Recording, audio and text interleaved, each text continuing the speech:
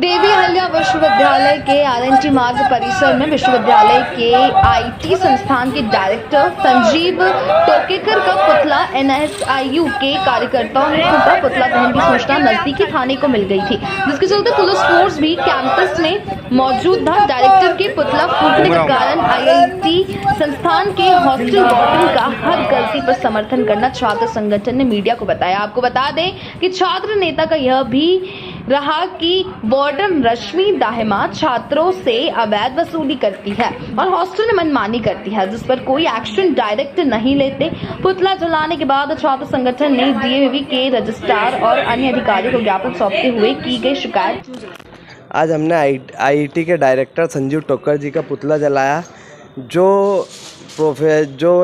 Warden हैं उनका हमेशा संरक्षण करते रहते हैं और संजीव टोकर जी प्रत्येक कार्य में हस्तक्षेप करने के बजाय हमेशा उनका समर्थन करते हैं, चाहे वहाँ छात्राओं से अवैध वसूली की बात करें या जो छात्रावास है वहाँ मनमानी करने के ऊपर रश्मि दाहिमा जी के का समर्थन वो प्रत्येक कार्य में करते रहते हैं। तो आप क्या चाहते हैं? चूँकि रश्मि दाहिमा जी, हम ये चाहते हैं कि रश्मि दाहिमा जी पे पूर्व में ही एक जांच बैठी हुई थी, उस पे उनको बर्खास्त करने की वजह कुलपति मैडम ने उन्हें साठ गांठ करके नए छात्रावास में वार्डन बना के वापस शिफ्ट करने की तैयारी की जा रही है।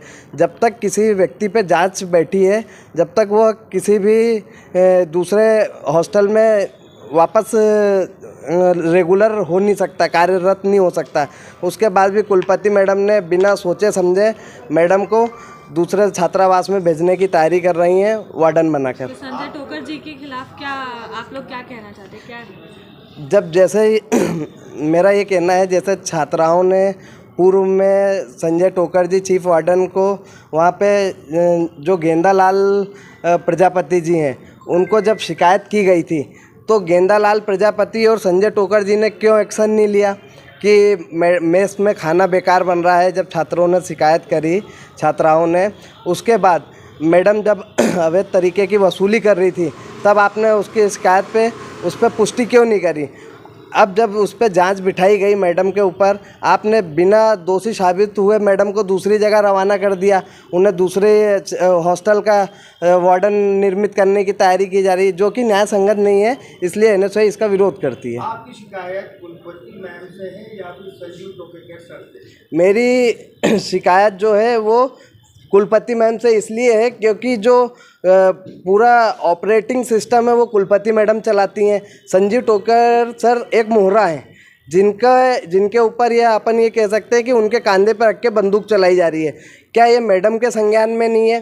2001 के बाद मध्य प्रदेश सेवा में एक नियम आया था। 2001 के बाद किसी की भी अगर तीसरी संतान होती है तो उसे शासकीय चीज़ों का उपयोग नहीं किया जाना चाहिए, शासकीय जो सुविधाएं होती हैं उसका उपयोग नहीं मिलेगा। उसके बाद भी जो रश्मि दाहिमा जी हैं उनकी तीसरी संतान है 2001 में पैदा हुई, जिसका उल्लेख मैंने मेरे ज्ञापन में करा है। आप उसमें देख सकते हैं कि यह मध्य प्रदेश सेवा आयोग के नियमों के विरुद्ध है। आप खुद बोल रहे हो कि यहाँ पर ऑपरेटिंग सिस्टम कुलपति जी हैं, तो फिर आपने संजय जी का पुतला क्यों जलाया? हमने इसलिए जलाया क्योंकि पहले शिकायत संजय टोकेकर जी के पास में आई थी। कुलपति जी यहाँ से ऑपरेट करती हैं। जब संजय टोकेकर जी के पास में आई थी उन्होंने भी कोई एक्शन नहीं लिया। उसके बाद आज हम कुलपति मैडम को वापस से बताने आए हैं कि आप इस पर अगर एक्शन या कार्रवाई नहीं करती हैं तो इसके बाद हम उग्र आंदोलन करेंगे, जिसमें विद्यार्थियों छात्राओं की संख्या भी होगी और एनएसआई संगठन भी ज़्यादा से ज़्यादा आएगा। यश यादव, पूर्व प्रदेश महासचिव। मैम, आज यहाँ पर पुतला जलाया गया एनएसआई के द्वारा, साथ ही में कई मांगों के लेकर ज्ञापन भी दिया गया। किसलिए पुतला जलाया, ज्ञापन क्यों सौंपा?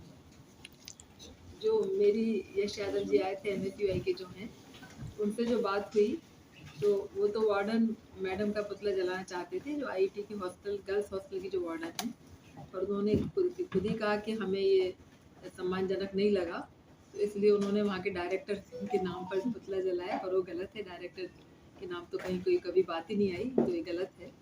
और दूसरी बात, जो उनका मैडम के लिए भी चार्ज है, ऐसा कोई अभी हमको कोई शिकायत सुनने में नहीं आई। जो जो फोर्थ सेमेस्टर की छात्राएं, हम लोगों ने पहले ऐसे पॉलिसी तय किया था कि जब हॉस्टल में लिमिटेड जगह है तो पहले फर्स्ट ईयर के बच्चों को प्रेफरेंस दे दिया जाए, और जो फोर्थ सेमेस्टर के बच्चे हैं वो तो थोड़े से मैच्योर्ड हो चुके हैं तो वो बाहर भी रह सकते हैं। तो फर्स्ट प्रेफरेंस अगर जगह होने पर उनको दिया जाए, फोर्थ ईयर के बच्चों को, और फर्स्ट ईयर के बच्चों को प्रेफरेंस दिया जाए, ये एज ए पॉलिसी हम लोगों ने तय किया था। उसी के अनुसार मैडम ने जो फोर्थ ईयर के बच्चे थे उनको नोटिस वगैरह दिया होगा, लेकिन साथ ही उन लोगों को एकोमोडेट भी किया, क्योंकि फर्स्ट ईयर की क्लासेस देर में शुरू होने वाली थी और फोर्थ ईयर के प्लेसमेंट चल रहे थे। ये सारी बातें हम लोगों के नॉलेज में हैं।